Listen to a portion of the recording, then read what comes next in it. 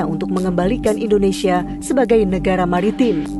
Masih dibutuhkan untuk reklamasi dalam negeri dan pembangunan lainnya. Eksploitasi laut sendiri terbukti pernah merusak dasar laut Indonesia. Pengerukan pasir laut besar-besaran bahkan berakibat pada tenggelamnya 7 pulau di Kepulauan Seribu. Ada berita menarik ya.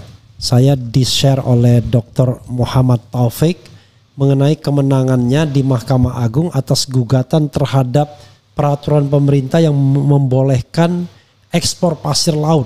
Kita lihat beberapa waktu yang lalu itu pemerintahan Presiden Jokowi tiba-tiba ngasih colongan, yaitu mengeluarkan peraturan pemerintah nomor 26 tahun 2023 tentang pengelolaan hasil sedimentasi di laut, dan itu yang menyebabkan kemudian membolehkan ekspor pasir laut yang katanya sedimen, tapi sedimen itu berupa pasir.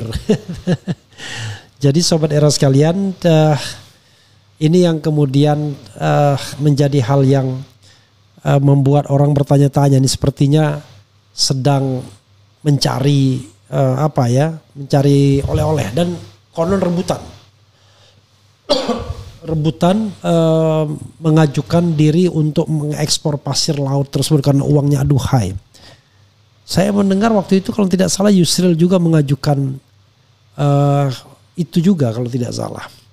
Konon ada juga kerabat Prabowo ya mengajukan juga, tapi wallahu alam. Tapi kita nanti lihat perusahaan siapa saja sih yang pernah mengajukan izin ekspor pasir laut tersebut. Yang jelas aduhai sekali kan.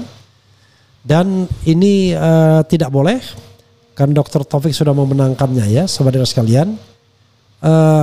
Dan dia memberikan putusan dari Mahkamah Agung terhadap judicial review tersebut.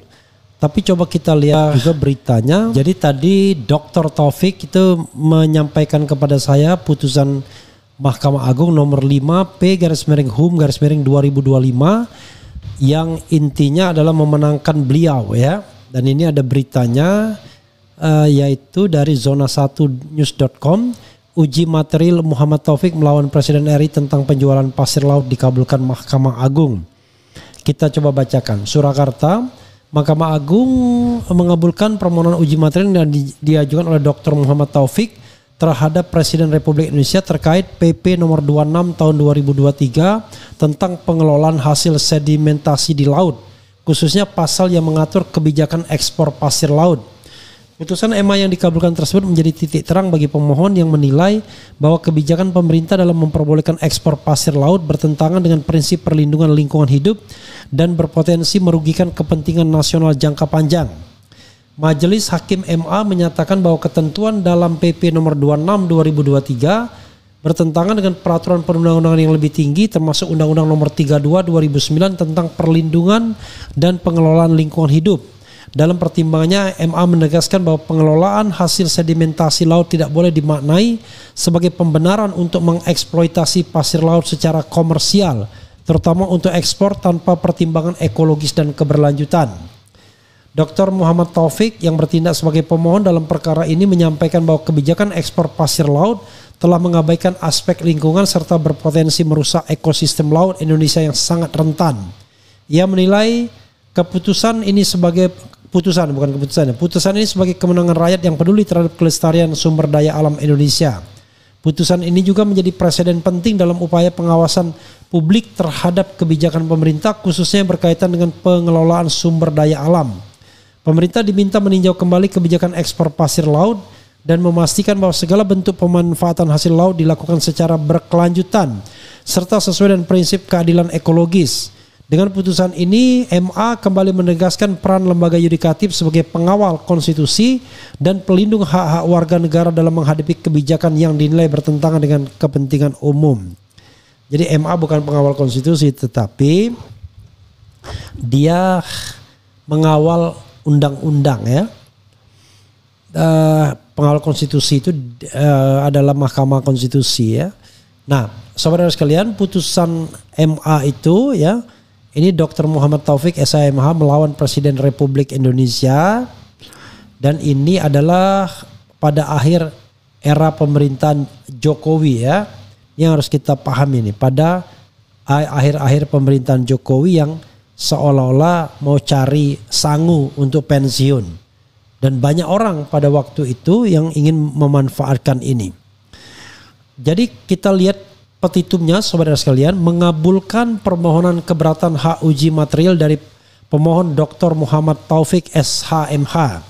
Menyatakan pasal 10 ayat 2, pasal 10 ayat 3, dan pasal 10 ayat 4 Peraturan Pemerintah nomor 26 tahun 2023 tentang pengelolaan hasil sedimentasi di laut bertentangan dengan peraturan perundang-undangan yang lebih tinggi, yaitu pasal 56 Undang-Undang nomor 32 tahun 2014 tentang kelautan, dan karenanya tidak berlaku untuk umum. Ya.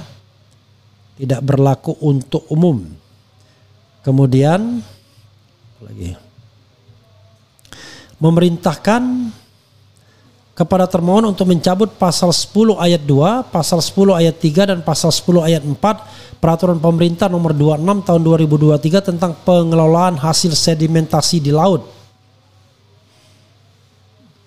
Kemudian memerintahkan kepada Panitera Mahkamah Agung untuk mengirimkan petikan putusan ini kepada Sekretariat Negara untuk dicantumkan dalam berita negara.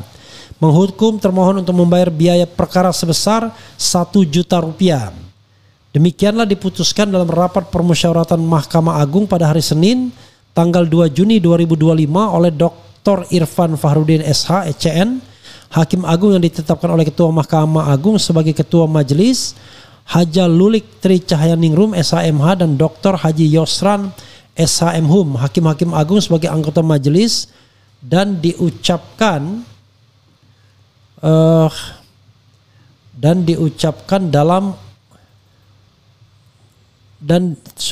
anggota majelis dan diucapkan dalam sidang terbuka untuk umum pada hari ini juga oleh Ketua Majelis beserta hakim-hakim anggota majelis tersebut, dan dibantu oleh Fandi Kurniawan Patiraja, Panitera Pengganti, dengan tidak dihadiri para pihak, anggota majelis dan ketua majelis, ya. Oke, saudara sekalian. Jadi tertanggalnya 2 Juni. Coba kita hubungi Dr. Muhammad Taufik, karena saya tadi janji sudah menghubungi beliau, ya, untuk mengkonfirmasi ini persisnya kapan dia mengajukan dan lain sebagainya. Tuh, saya janji untuk menghubungi 1915 dan ini 1915 already, ya. Mudah-mudahan beliau betul-betul sudah di rest area karena tadi sedang berkendaraan. Sering sekali beliau ini berkendaraan kelihatannya. Sambil menunggu telepon Dr. Taufik, kita bacakan komentar Sobat RH dulu, ya. Jadi kalau kita ingat itu ramai sekali kan soal pasir laut itu. Dan itu kelihatannya betul-betul sedang cari sangu semua itu pejabat-pejabat yang terlibat dalam ekspor pasir laut itu. Coba kita bacakan. Alhamdulillah, semoga kebenaran terus menang untuk keadilan, termasuk Pak Taufik. Keren. Kuala Lumpur hadir Bung Refli, pencari kebenaran, semangat. Alhamdulillah, terus semangat Pak Taufik, bongkar terus kebusukannya Jokowi. Alhamdulillah, semoga hukum bisa ditegakkan dengan jujur. Kemenangan seluruh rakyat Indonesia. Ekspor pasir laut akan buat Kepulauan Riau beberapa tahun ke depan tenggelam. Bukan pasir tapi sedimen, kata Mulkurab. Nggak boleh kita ngatain, ya. Sehat selalu Bapak Taufik, terus suarakan kebenaran demi rakyat. Alhamdulillah. Kemudian diam. Hukum sudah mulai nggak bisa diintervensi. Sepertinya pemerintah mulai menghilangkan apa yang pernah dilakukan di Mulyono ketika hukum dijadikan senjata melawan rakyat. Itu era Mulyono, ya. Mudah-mudahan, ya. Habis korup terbitlah. Oke. Selamat dan barokah Dr. Taufik. Kemudian foto bukan Jokowi, bentuk wajah di foto berlian. Oke.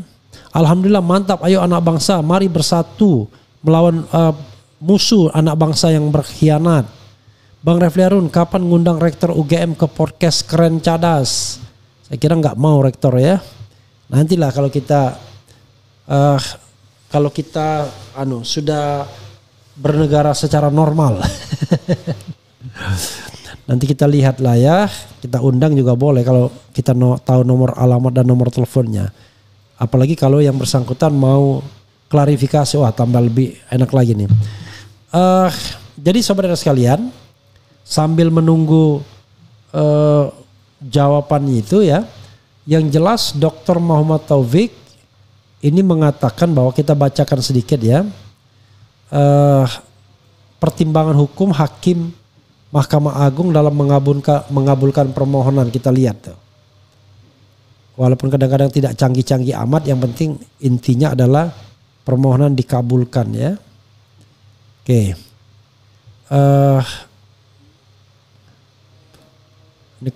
Kita nggak bicara lagi kewenangan Mahkamah Agung dulu, kita bicara langsung menimbang bahwa selanjutnya Mahkamah Agung akan mempertimbangkan apakah pemohon mempunyai kepentingan untuk mengajukan permohonan keberatan hak uji material. Kita bicara tentang legal standing ya. Legal standing nggak perlu ya. Kita bicara mengenai menimbang bahwa Mahkamah Agung berprinsip kerugian hak. Oke.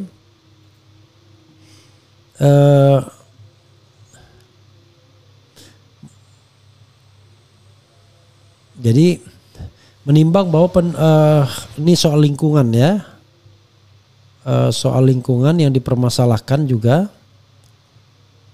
Oke, sayangnya Pak Taufik ini belum bisa menjawab dia.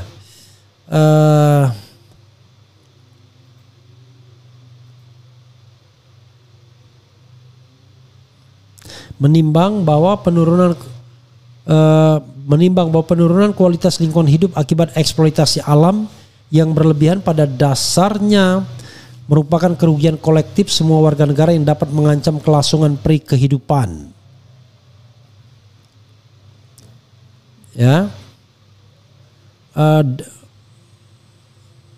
peri kehidupan manusia dan makhluk hidup lainnya. Oleh karenanya, hak gugat legal standing yang terkait dengan kepentingan pelestarian lingkungan hidup, penentuan kriteria kerugiannya tidak dapat disamakan dengan kriteria kerugian dalam kasus pengujian peraturan perundang-undangan pada umumnya.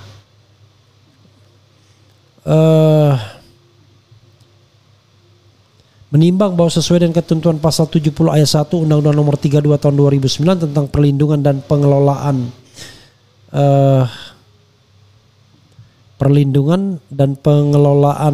lingkungan hidup menegaskan bahwa masyarakat memiliki hak dan kesempatan yang sama dan seluas-luasnya untuk berperan aktif dalam perlindungan dan pengelolaan lingkungan hidup.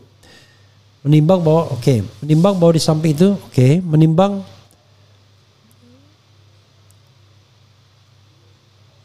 masih legal standing ini ya.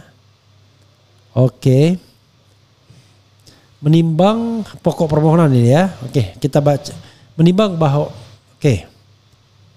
kita baca menimbang bahwa yang menjadi objek permohonan pengujian peraturan perundang-undangan di bawah Undang-Undang AKWO adalah ketentuan pasal 10 ayat 2, ayat 3 dan ayat 4 PP nomor 26 tahun 2023. Sebagai berikut ya.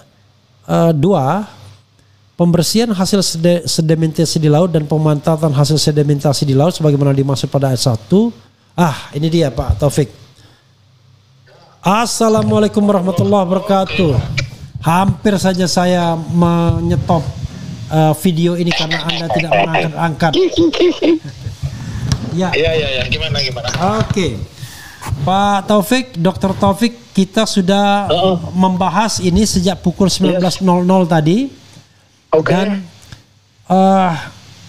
ini penonton masih menunggu Anda ya untuk mendapatkan semacam insight dari permohonan tersebut. Jadi kapan Anda mengajukan permohonan? Apa dasarnya? Dan pada waktu itu kita tahu kan ekspor pasir laut ini menjadi primadona bagi orang-orang yang mau cari piti atau mencari cuan, kan? Silakan.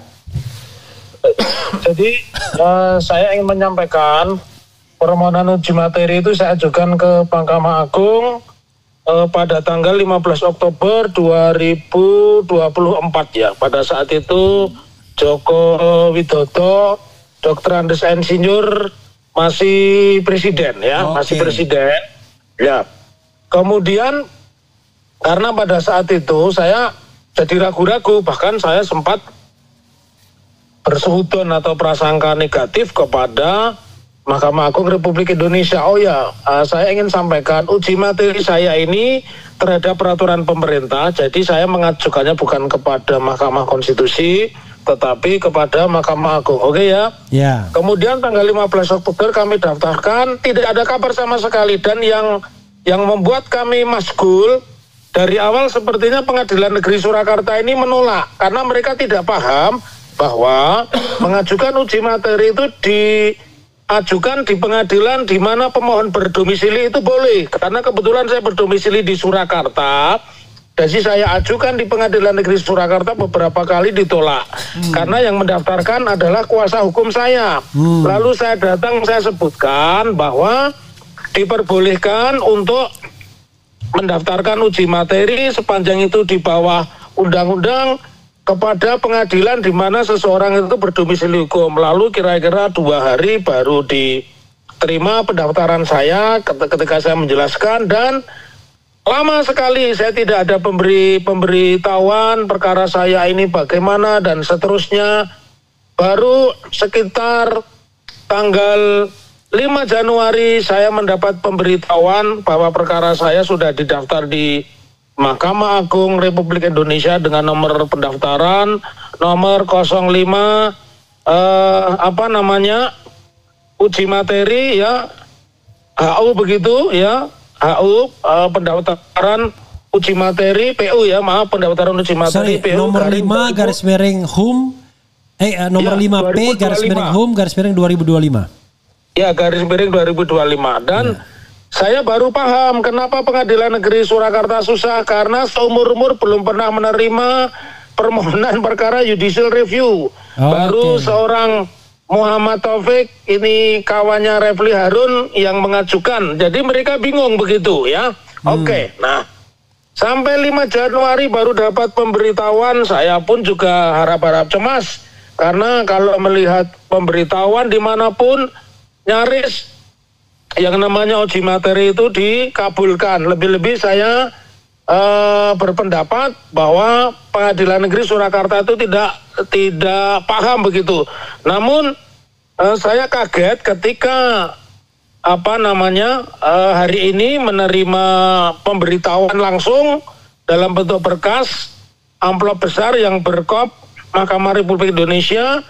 Kemudian kami buka, ternyata perkara itu sudah disidangkan tanggal 2 Juni 2025 ya, disidangkan pada tanggal 2 Juni 2025.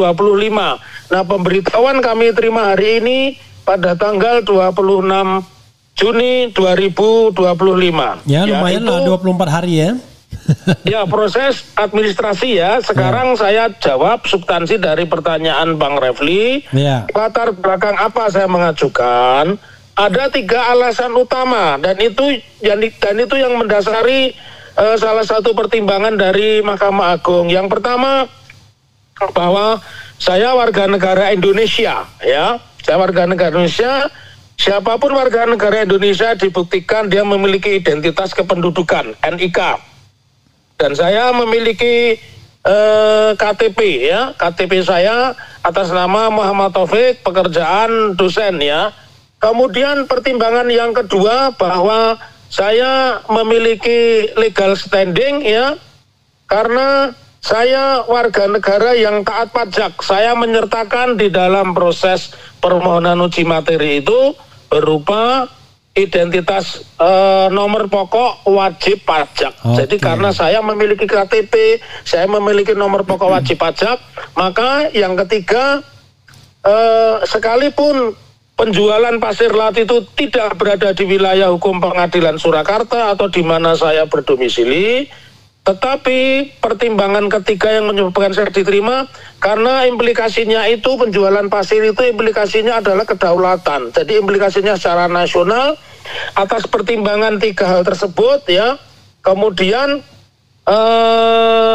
hakim mengabulkan seluruh permintaan saya tentang dihapuskannya pasal-pasal sebagaimana yang ada dan tertera di dalam putusan Mahkamah Agung Republik Indonesia, bahwa Mahkamah Agung berpendapat Penjualan pasir di era Megawati 2003 2002 sudah dilarang, 2003 dilarang.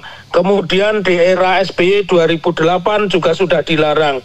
Tetapi kenapa di era pemerintahan Pak Dr. Andes Insinyur Joko Widodo itu bisa terbit kembali begitu. Nah, dan itu dan tanda kutip kurang ajarnya di akhir masa pemerintahannya lagi ya.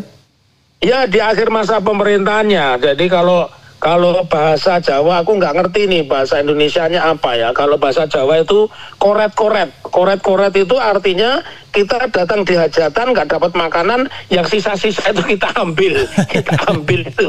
Itu namanya koret-koret. Ya, tapi ini bukan sisa nih. Ini uang gede gitu.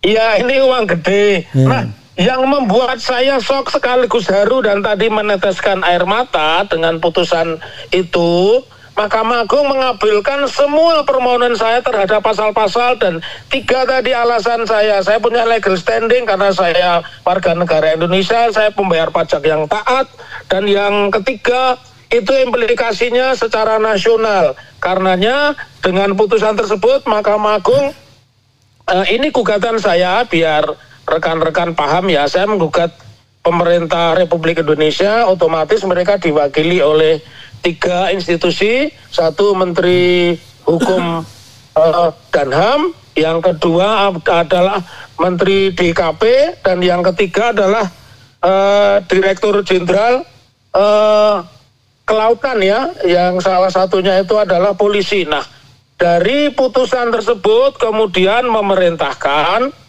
yang pertama, pemerintah harus mencabut ya peraturan pemerintah yang berkait dengan penjualan pasir ya tahun 2023. Kemudian yang kedua, segera pemerintah mengumumkan lewat Sekretariat Negara, mengumumkan di Berita Negara, putusan ini harus serta-merta dijalankan.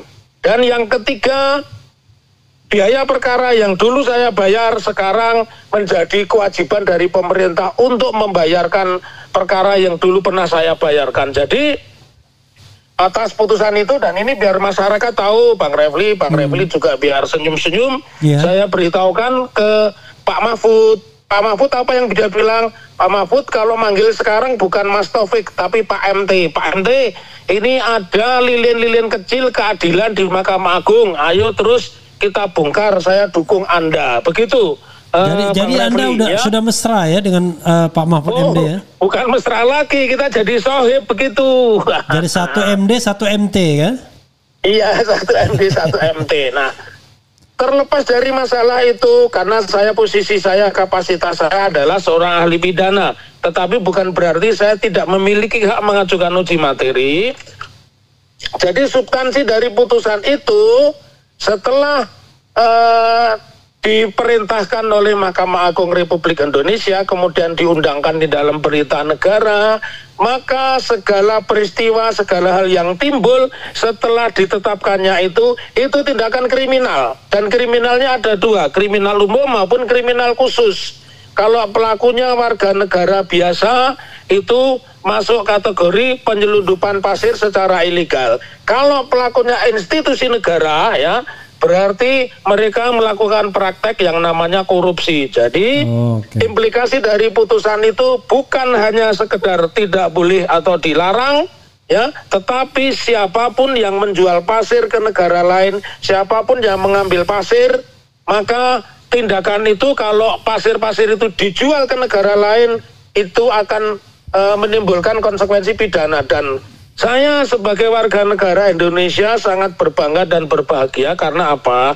Karena saya bisa berperan mempertahankan kedaulatan. Jangan lupa, ini 2 negara nanti akan kebingungan setelah munculnya putusan hak uji materi nomor 05/2025. Kenapa? Karena Malaysia dan Singapura itu impor pasirnya untuk memperluas wilayahnya itu diambil dari Indonesia. Dan yang paling saya sangat suka, ini akan memberikan kekuatan kepada kedaulatan negara Republik Indonesia. Di mana? Karena otomatis mereka tidak bisa lagi menambah luas daratan. Kalau mereka menambah luas daratan, nanti jarak Indonesia dengan Malaysia akan makin pendek, jarak Singapura dengan Malaysia jangan Indonesia juga makin pendek. Otomatis zona ekonomi eksklusif dan kedaulatan kita akan mudah dikelola atau dikuasai orang lain.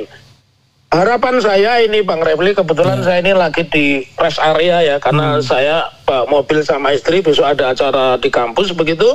Harapan saya semua warga masyarakat bisa melakukan gugatan uji materi sebagaimana yang saya lakukan, cukup di pengadilan masing-masing. Jadi kalau ada Menteri Dalam Negeri, kalau ada siapapun yang misalkan membagi pulau, menyerahkan kepada daerah lain, silahkan diajukan hak uji materi. Tidak perlu harus pergi ke Jakarta, tidak perlu pergi ke Mahkamah Agung, cukup mengajukan gugatan dengan format kepada yang terhormat Ketua Mahkamah Agung Republik Indonesia melalui Ketua Pengadilan di mana kita berdomisili. Begitu Bang Refli tanggapan saya. Oke, ada satu hal yang kemudian saya mau permasalahkan. Ini kan dikatakan pasal-pasal yang Anda gugat itu dinyatakan tidak berlaku untuk umum karena bertentangan dengan undang-undang yang lebih di atas. Ya. Dan itu kalau di MK kan cukup deklarasi saja, tidak perlu ada pencabutan. Di sini masih memerintahkan kepada termohon untuk mencabut. Pertanyaan saya adalah, kalau belum dicabut apakah itu masih berlaku? Ya, pertanyaan menarik, saya jawab tegas, kalaupun itu tidak dicabut otomatis itu tidak berlaku. Karena sifat putusan hak uji materi itu final and binding, terakhir dan mengikat. Jadi nggak ada lagi upaya hukum yang lain-lain. Jadi itu hanya persoalan administrasi itu Bang Refli. Kalau toh terjadi seperti itu, saya akan mempidanakan dan saya akan speak up lebih keras bahwa negara ini memang benar-benar tidak melindungi warga negaranya, negara ini tidak berdaulat dan negara ini dikelola dengan cara-cara preman. Dan alangkah menyedihkan kalau negara tidak menghargai hukum yang notabene mereka buat sendiri. Itu tanggapan saya. Jadi sekali lagi saya tegaskan, kalaupun mereka tidak mencabut karena ini sifatnya final and binding, otomatis itu sudah tidak memiliki payung hukum, tidak memiliki kekuatan mengikat. Karena tidak memiliki kekuatan mengikat, peraturan-peraturan pemerintah yang menyebabkan bisa dijualnya pasir otomatis tidak berlaku. Begitu Bang Refli. Oke, karena di sini ada memerintahkan kepada termohon untuk mencabut soalnya. Jadi mudah-mudahan karena administrasi mencabut itu sering lama kan, tetapi kita harus terima pengertian bahwa ini berlaku sejak ucapkannya putusan ini kan? Betul, gitu. Exactly, betul Bang Refli. Iya. Oke, apalagi closing statement Anda? Anda tidak minta juga sekalian ijazah di sana, enggak ya? Closing statement saya, kalau terkait ijazah nanti kita tunggu tanggal 7 Juli putusan. Gini, closing statement saya itu blessing in disguise. Kalau Mahkamah Agung berani keluar dari zona nyaman dengan membatalkan putusan yang notabene dibuat oleh penguasa negeri ini, saya meyakini bahwa itu masih ada ruang-ruang keadilan. Yang kedua, dengan putusan tersebut saya optimis semoga majelis hakim yang menangani perkara saya nomor 099 PDTG PN Surakarta tahun 2025 juga akan dicatat sejarah ketika mereka keluar dari zona nyaman dan lebih berkiblat kepada keadilan dengan menerima gugatan perbuatan melawan hukum kami. Harapan kami itu Bang Refli, karena kalau lihat jadwal sidang, hakim sudah menjadwalkan sampai dengan 12 Agustus dengan acara persidangan adalah pembacaan putusan. Nah, jadi dari catatan itu saya optimis dan doa semua yang ada di Sobat RH supaya mendoakan saya, kita sama-sama berdoa bahwa masih ada ruang keadilan dan itu harus kita perjuangkan, itu harus kita rebut. Salam akal waras, merdeka. Luar biasa. Terima kasih Pak Taufik ya. Nanti kita lanjutkan dengan soal, kan eksepsi itu kan baru satu pihak, baru pihak tergugat Pak Jokowi, yang lainnya kan belum? Iya, kan bareng-bareng itu Bang Refli. Oh, sudah bareng-bareng ya? Bareng-bareng. Oke. Iya, bareng-bareng. Dan itu kan kalau saya melihat prototipe, jadi dibuatkan oleh kuasa hukum Pak Jokowi, yang UGM, SMA, KPU kayaknya sama begitu. Cuma tipis-tipis dikit, lebih tipis dikit gitulah. Beda-beda tipis ya? Iya, beda-beda tipis. Iya. Oke, makasih Pak Taufik ya. Oke. Anda mau kemana ini? Saya mau ke Jogja. Besok kami ada acara ini seminar internasional. Jadi saya mesti datang lebih pagi begitu. Ya otomatis ini bersama istri. Sama istri Pak, mobil sendiri karena kebetulan kalau Jawa itu Bang Refli yang namanya Muharram itu banyak orang punya hajat yang muslim itu. Jadi suruh kalau orang Jawa pada berhenti, tapi kalau orang muslim justru banyak hajat. Nah, saya kebetulan hajatannya dari hari Jumat sampai dengan hari Minggu saya hajatan di Semarang semua itu Bang Refli. Oke. Makasih banyak ya. Jangan lupa Anda menginap di hotel kan, bukan menginap di mobil kan? Saya kan punya tempat tinggal walaupun tidak semewah punyanya Bang Refli di Semarang. Oke, saya nggak punya yang di Semarang. Oke ya, itu ya, makasih. Oke, thank you. Nanti kita sambung lagi kalau ada yang perkembangan baru nanti kita sambung lagi. Terima kasih. Ya, makasih. Assalamualaikum. Ya, saudara sekalian, itu dengan Dr. Taufik tadi jelas bahwa karena saya ingin menegaskan sering sekali judicial review ini tidak dijalankan oleh pemerintah dengan alasan bahwa aturannya belum dicabut. Tiba-tiba masih dilaksanakan, belum dicabut walaupun sudah ada putusan karena ada memerintahkan untuk dicabut. Itu namanya sontoloyo cara berpikirnya. Jadi yang harus dipahami adalah ketika ada putusan pengadilan yang menyatakan tidak berlaku umum, tidak mengikat umum, itu berarti sudah berlaku pada saat itu juga. Pencabutan itu adalah soal administrasi negara. Jadi itu bukan optional, tapi itu kewajiban. Tetapi kalau kewajibannya itu tidak dijalankan, ya nggak ada masalah. Tetap saja tidak ada masalah bagi pemberlakuan putusan tersebut. Karena kalau misalnya putusan tersebut bisa diingkari dengan tidak mencabut, wah itu berarti kita tidak bernegara hukum, paham ya? Jangan sampai ada administrator negara yang berpikir kita nggak usah cabut kan diperintahkan dicabut, sebelum dicabut masih berlaku. Nggak begitu. Itu namanya pemahaman hukum yang sontoloyo. Jadi saudara sekalian, sekali lagi selamat ya buat Pak Taufik dan mudah-mudahan perjuangan ijazah palsunya juga, perbuatan melawan hukumnya juga bisa berbuah hasil yang manis. Ya. Kalau bila perlu terlalu manis ya. Terlalu manis slang ya. Begitu saudara sekalian ya, mudah-mudahan baik semuanya ya. Pak Hakim mulai sehat sejak Mulyono mulai lemah dan sakit. Unitas Pasar Tengah jurusan teknologi sedimen. Jadi saudara sekalian, memang pemerintah ini sontoloyo benar. Menjelang akhir pemerintahan tiba-tiba bikin PP tentang penjualan pasir laut. Yang jelas-jelas yang dijual itu adalah pasir, dibilang sedimen. Sedimen. Jadi sedimentasi, padahal jelas-jelas yang dikeruk itu adalah pasir. Katanya sedimen yang berupa pasir, ya kan, kacau juga. Begitu saudara sekalian, mudah-mudahan ini memberikan semangat bagi kita untuk memperjuangkan kebenaran dan keadilan di Republik ini, dan kemenangan kecil ini ya mudah-mudahan tetap membahagiakan kita. Karena kadang MA dalam kasus-kasus besar sering sekali menghukum orang yang tidak bersalah. Tapi mudah-mudahan ini ada keberanian atau hal yang lebih baik ke depannya. Wassalamualaikum warahmatullahi wabarakatuh.